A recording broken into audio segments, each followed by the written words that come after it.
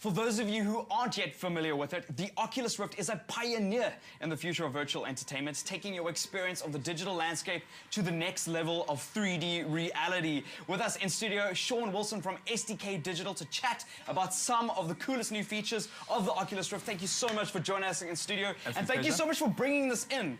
I've had the luxury of using one of these at Gamescom last year, and it blew my mind. I stood screaming in front of 300 people.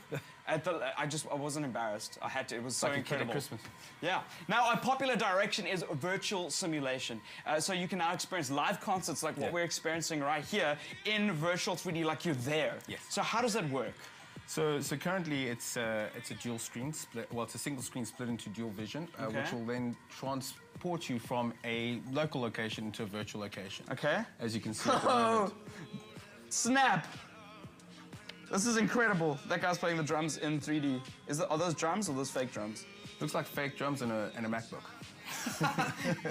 It's absolutely incredible. It's like you're standing right there, and you can look all the way up, down, left, right. It's full one-to-one, 360 degrees. It's like you're actually there. Obviously, a natural implementation would be theme park rides or roller coasters. Are there things like that already? Yes, currently theme parks are very popular. So if you look at what people are doing, the roller coaster is the most popular ride being simulated. Purely because what it does, it gives you the full experience of the Oculus Rift with motion sickness, with height, elevation, etc., which is fantastic. So there are a number of roller coaster games, and there are a couple other ones being developed as we speak. How easy are they to get?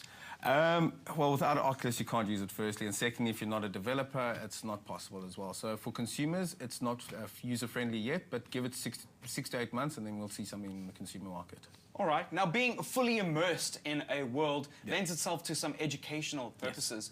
What educational things are people doing on this? Going into space or...? So with any education, the most way people learn is if they physically experience it. So now with the Oculus, what people are doing is space exploration, marine biology, doctors' rooms, etc., purely because it gives you the ability with actually going there without having the finances and the resources to do it. That's incredible. Doing marine biology, being able to dive or something and see the ocean floor would be an amazing experience. Now, it's one thing to experience something of a visual feast like the ocean, but obviously a lot of touch would have to go into it. Is there something that we can do to implement touch into virtual reality? Yes, so as of last week, Deep Motion, which is a motion controller company, released their SDK for the Oculus Rift. We ourselves have developed a pod which will immerse you into a full virtual reality experience, which includes sight, sound, and touch, because without all three, you cannot get a fully immersive experience.